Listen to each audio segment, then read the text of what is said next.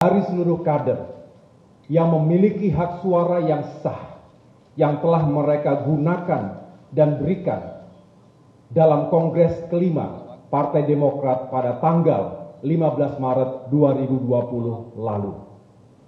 Kongres yang sah, kongres yang demokratis, dan juga telah disahkan oleh negara, oleh pemerintah, oleh Kementerian Hukum dan HAM.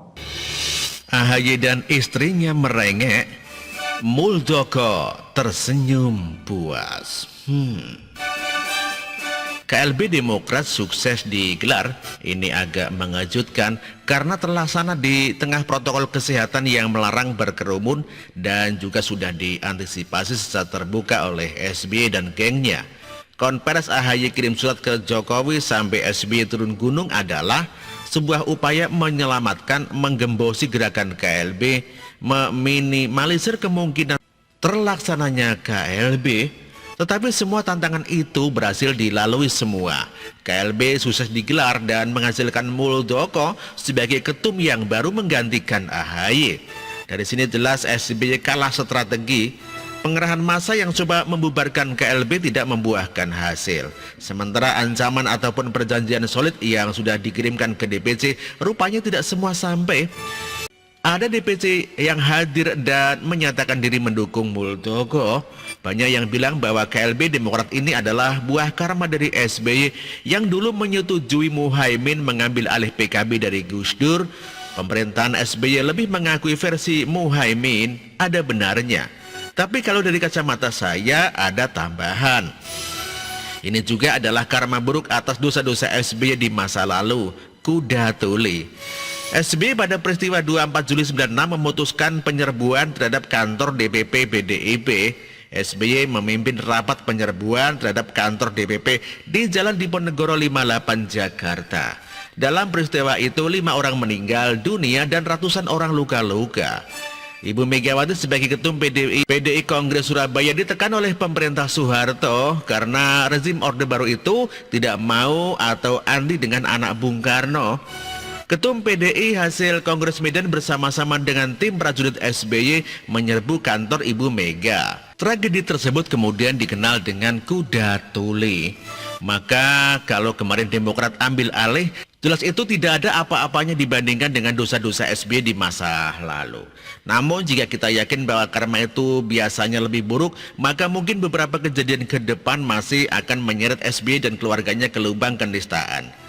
Alasan SBY kerap menyebut bahwa KLB Demokrat adalah intervensi pemerintah karena dia takut dengan bayang-bayang masa lalunya. Teringat dengan tragedi kuda tuli di mana pemerintahan Soeharto mengintervensi kepemimpinan Megawati. Kalau Andi Arief mengingatkan soal demo dan ancaman pertumpahan darah, itu juga pasti karena dia teringat dengan peran SBY di masa lalu. Sejatinya mereka takut dengan bayang-bayang sendiri. Kalau semalam AHY merespon bahwa KLB tersebut tidak sah, lalu istrinya juga ceriwis dan bilang terjadi pemerkosaan demokrasi, ya itu biasa saja. Semua partai yang mengalami dualisme kepemimpinan akan mengatakan hal yang sama, menuduh pihak lain yang tidak sah. Tetapi bagi Muldoko sebagai mantan Panglima TNI dan saat ini menjabat sebagai Kepala KSP, pasti sudah memperhitungkan keputusan ini secara matang. Dia tidak akan menerima keputusan Kongres tersebut jika tanpa perencanaan atau langkah strategis yang akan dia lakukan setelah ini. Muldoko santai saja merespon rengean AHY dan istrinya. Karena dia tahu AHY bukan lawan sebanding, tidak level.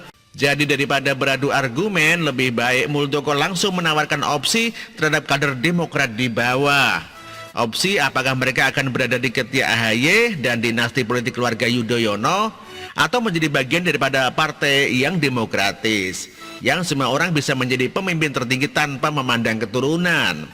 KLB yang sudah sukses digelar akan dilanjutkan dengan gerilya ke DPC dan anak ranting menawarkan opsi itu.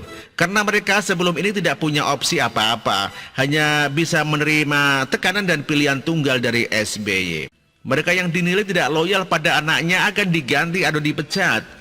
Pertanyaannya, apakah mereka akan terus berada dalam bayang-bayang partai keluarga semi kerajaan? Narasi dan gerilya ke bawah tentu akan lebih kreatif dan beragam.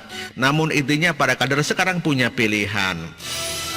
Jika melihat AHY yang tidak bisa membuat keputusan, bicara nggak nyambung dan cuma jago main TikTok, rasanya kader Demokrat akan lebih memilih Muldoko, sementara AHY akan terus merengek dan menganggap Muldoko tidak sah tanpa mau melakukan aksi turun gunung ke daerah untuk memperkuat kadernya.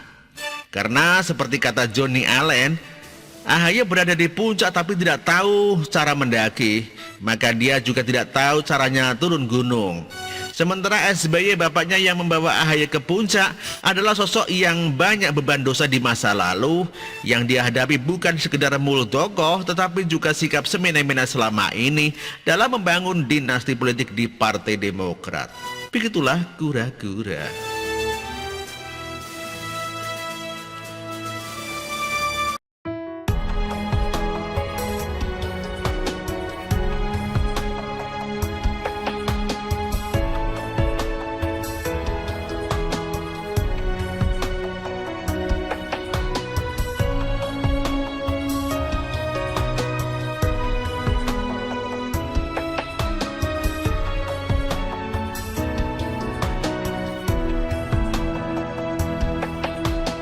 Bersih, jujur dan merakyat, berbuat demi masa depan kami. Sosok pemimpin tegas pemberani.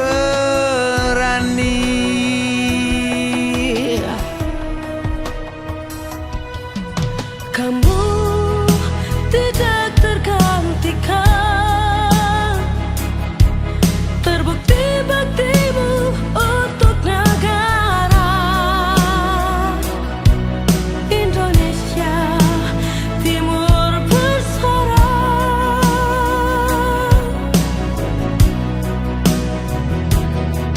Siang dan malam kau bekerja demi anak bangsa. Jangan menyerah, rakyat mendukungmu. Bekerja nyata dan membangun tanpa kenal lelah. Tetap Jokowi 2 periode.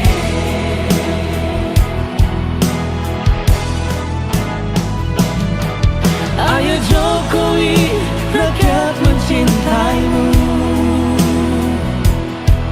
Pilih Jokowi, Indonesia kejar. Ayo Jokowi, rakyat selalu